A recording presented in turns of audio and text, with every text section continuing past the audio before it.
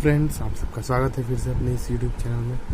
तो अभी हम लोग पढ़ने जा रहे हैं बायोट-सेवर्ट्स लॉ। ठीक है, तो बायोट-सेवर्ट्स लॉ होता क्या है आप लोग तो जानते नहीं होंगे, तो यहाँ पे देखने का वीडियो तो मैं बताता हूँ बायोट-सेवर्ट्स लॉ होता क्या है।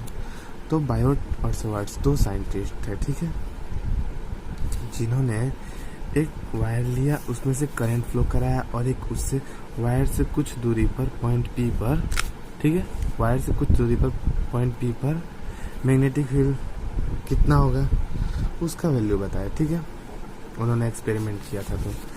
तो अकॉर्डिंग टू बायोट-सेवर्ट्स लॉ, ठीक है, according to Biot Savart's law magnetic field of induction at the point P at a distance R due to current element ideal is given by, ठीक है, एक वायर लिए, उसमें से करंट एलिमेंट लिए, I current flow है और डीएल लेंथ लिए, तो वो उसे कहते हैं करंट एलिमेंट। उससे पॉइंट पी डिस्टेंस दूरी पर कितना मैग्नेटिक फील्ड इंटेंसिटी होगा उसका मैग्नीट्यूड उन्होंने दिया।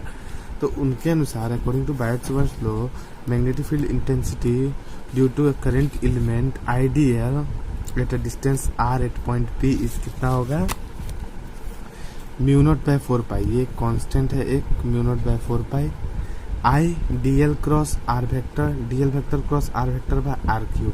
ठीक है, तो mu naught I dl r sine theta by r cube, तो r r cancel, mu naught I dl sine theta are.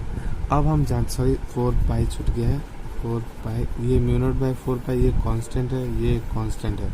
तो जब ये कांस्टेंट हो गया और theta angle between ideal and r, ideal और आर के बीच, आइडियल और आर के बीच कितना एंगल होता है, वही होता है साइन थीटा। ठीक है, theta angle between ideal and r, और mu naught by 4 pi is a constant होता है। ठीक है, mu naught by 4 pi is a constant equal to 10⁻⁷।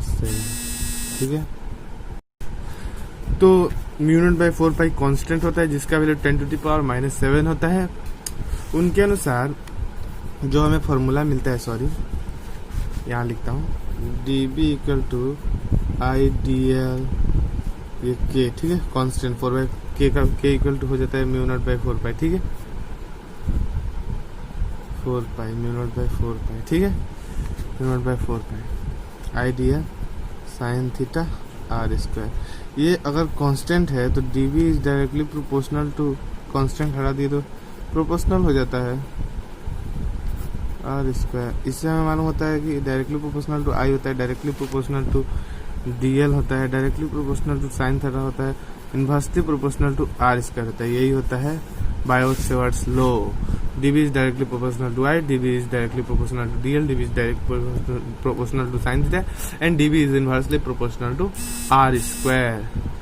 तो यही हमें बताता है बायोट-सेवर्ट्स लॉ कि जो मैग्नेटिक फील्ड होता है किसी एक वायर से एक डिस्टेंस पी पर, डिस्टेंस आर पॉइंट पी पर कितना होगा, तो वो डिपेंड करता है करंट एलिमेंट पर, साइन थीटा पर, angle between ideal and r पर, और साथ ही इन्वर्सली प्रोपोर्शनल होता है distance between the wire and the point. ठीक है, तो यही था हमारा बायोट-सेवर्ट्स लॉ। तो बायोट-सेवर्ट्स लॉ हमें ये फॉर्मूला बताता है कि इतना मैग्नेटिक फील्ड रहेगा किसी एक वायर से पी पॉइंट की दूरी पर।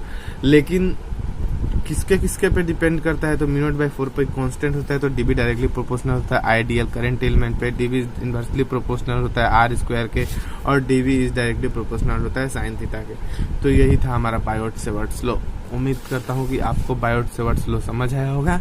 तो वीडियो को पॉज करके आप नोट लिख लीजिएगा और साथ ही मेरे चैनल को सब्सक्राइब कर दीजिएगा, बेल आइकन प्रेस कर दीजिएगा ताकि आपको सबसे पहले नोटिफिकेशन मिले, और मैं नोट आपको दिया हूँ उसे लिख लीजिएगा। तो अभी के लिए इतना ही, थैंक यू। हाँ, तो अब किस बात की देरी है, जल्दी से मेरे चैनल को सब्सक्राइब कीजिए, रेड बटन को प्रेस कीजिए और साथ ही साथ बेल आइकन को भी प्रेस कीजिए ताकि नोटिफिकेशन आपको सबसे पहले मिले और मेरी वीडियो सबसे पहले देख सको।